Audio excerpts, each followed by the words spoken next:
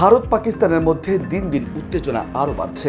ভারতের অপারেশন সিন্দুরের জবাব দিতে পাকিস্তানের অপারেশন বানিয়ান মার্চও শুরু হয়েছে। এমন পরিস্থিতিতে পাকিস্তানের আইএসপিআর জানিয়েছে প্রধানমন্ত্রী শাহবাজ শরীফ দেশটির ন্যাশনাল কমান্ড অথরিটির বৈঠকে বসেছে। ন্যাশনাল কমান্ড অথরিটি দেশটির স্থল, আকাশ ও যৌথ বাহিনীর জন্য যৌথ কৌশল প্রণয়নের ভূমিকা রাখে। তবে এর আরও গুরুত্বপূর্ণ লক্ষ্য হল পাকিস্তানের পারমাণবিক অস্ত্রের দেখভাল করা এবং এ বিষয়ে সিদ্ধান্ত নেওয়ার দায়িত্বও এই সংস্থাটির।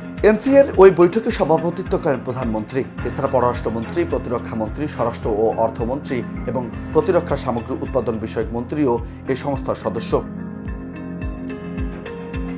এছাড়া কমিটিতে জয়েন্ট চিফ অব স্টাফ, 3 বাহিনীর প্রধান, স্ট্র্যাটেজিক প্ল্যান ডিভিশনের ডিরেক্টর সদস্য হিসেবে রয়েছেন। ফলে এই বৈঠকের পরেই বড় ধরনের সিদ্ধান্ত আসতে পারে ভারতের বিপক্ষে। হামলা চালাতে পারে পারমাণবিক অস্ত্রেরও।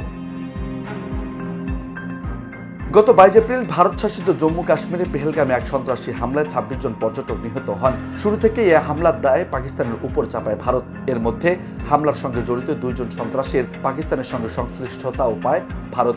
যদিও ভারতের অভিযোগ অস্বীকার করে আসছে পাকিস্তান। ওই ঘটনার জেরে পাল্টাপাল্টি বিভিন্ন পদক্ষেপ নিয়েছে দেশ দুটি। এমন উত্তেজনার মধ্যে মঙ্গলবার দিবাগত রাতে পাকিস্তান ও দেশটির নিয়ন্ত্রিত কাশ্মীরে অপারেশন সিন্দুর নামে হামলা চালায় ভারত। শুক্রবার রাত থেকে ভারতের হামলার জবাবে পাকিস্তান অপারেশন বানিয়ান মার্চ শুরু করেছে। নিউজ ডেস্ক, বার্তা 24।